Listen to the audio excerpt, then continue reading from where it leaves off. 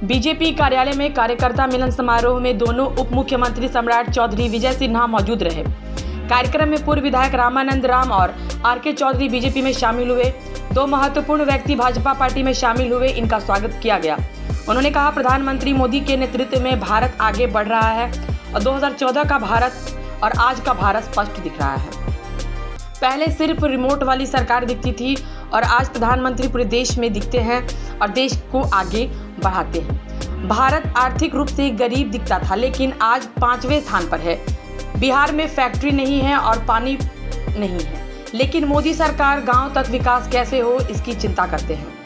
इसके पहले कई प्रधानमंत्री बने देश में और 2047 के पहले दुनिया की सबसे बड़ी शक्ति बनना है। और प्रधानमंत्री ने कल कहा, हम सत्ता में मौज करने नहीं आए हैं और हमें गरीबी को हराना है और देश में 80 करोड़ लोग को मुफ्त अनाज देना है। और बिहार में 8 करोड़ से अधिक लोग बीमार पड़े तो इलाज के लिए आयुष्मान से 5 लाख तक का इलाज हो। गरीबों और महिलाओं की चिंता, पहली बार 2005 में 50% आरक्षण महिला को और 2029 को 1/3 लोकसभा चुनाव महिला बनेगी। और दूसरी तरफ आरक्षण के नाम पर पहले अपनी पत्नी को मुख्यमंत्री, फिर बेटा को, और बेटे क्रिकेट नहीं खेला बल्कि पानी ढोया। और एक बेटा हरे राम, एक बेटी सिंगापुर से सीधे चुनाव और एक बेटी बार बार चुनाव हारती है। भ्रष्टाचार के खिलाफ कार्रवाई होगी देश में, चाहे झारखंड के मुख्यमंत्री और दिल्ली का मुख्यमंत्री हो, सब पर कार्रवाई होगी। पार्टी के अध्यक्ष की हैसियत से आप सभी साथियों को, भारतीय जनता पार्टी को मजबूत करने के लिए आप आए, सबका मैं स्वागत करता हूं। दुनिया में नहीं दिखता था, दुनिया में हमारे प्रधानमंत्री नहीं दिखते थे, सिर्फ रिमोट वाली सरकार दिखती थी।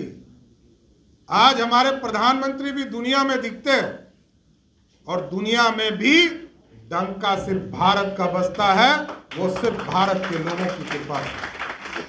आज ऐसा नेतृत्व हमें मिला है जिस नेतृत्व में इतनी क्षमता है, देश को आगे भी बढ़ाना है।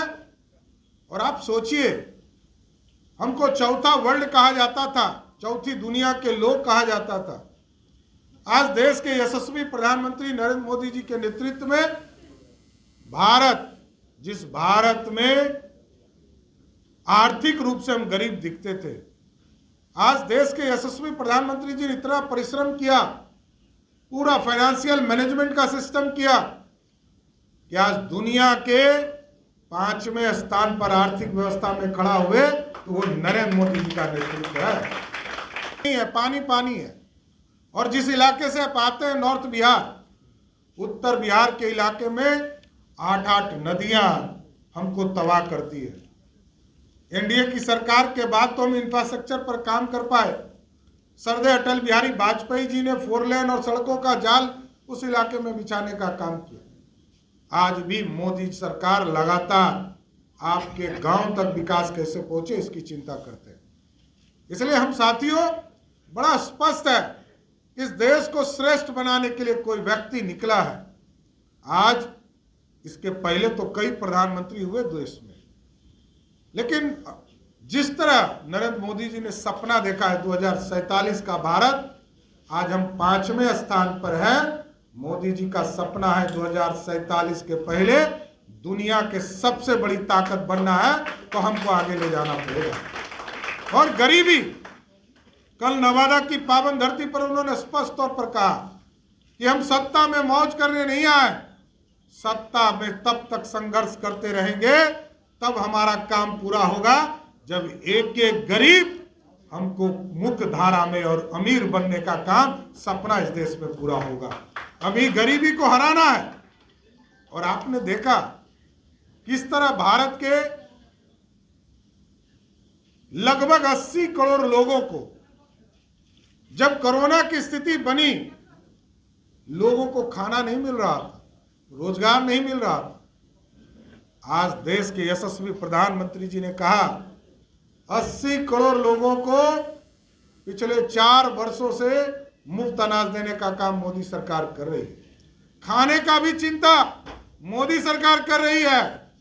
और अब खाने के साथ साथ मोदी जी और नीतीश जी ने तय किया है कि बिहार के 8 करोड़ से अधिक लोगों का यदि वो बीमार पड़ जाए तो उसके इलाज कराने के लिए भी 5 लाख तक की व्यवस्था मोदी और नीतीश कुमार के आयुष्मान भारत के माध्यम से करने का काम किया जा रहा है। 1,79,00,000 परिवार को हम पूरे बिहार में जो गरीबी जिसको नेशनल फूड सिक्योरिटी एक्ट के माध्यम से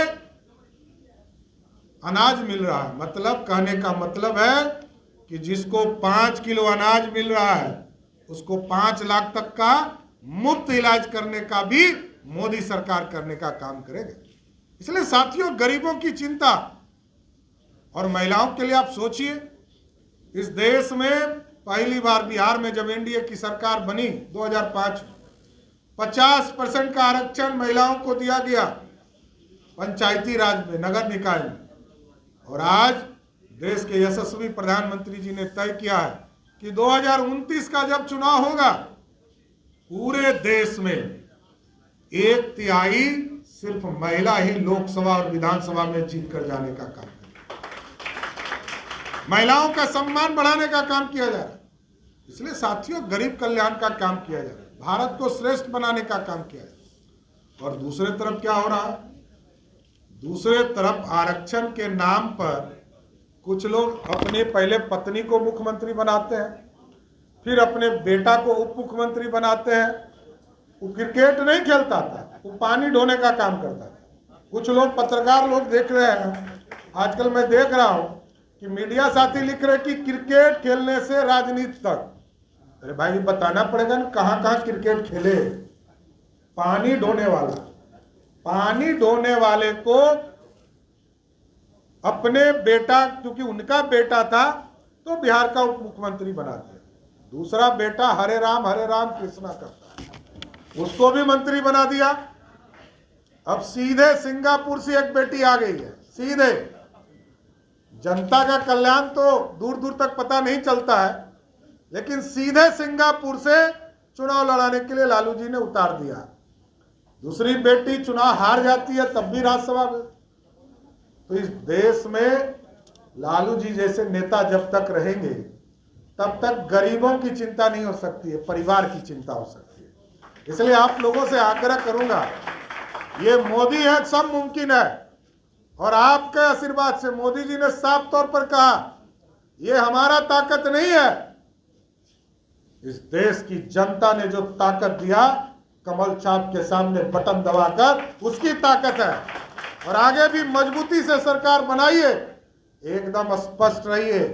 जिस तरह मोदी जी की गारंटी है ना कि पूरी तरह भ्रष्टाचारियों के खिलाफ कार्रवाई होगी और कोई भ्रष्टाचारी नहीं बचेगा।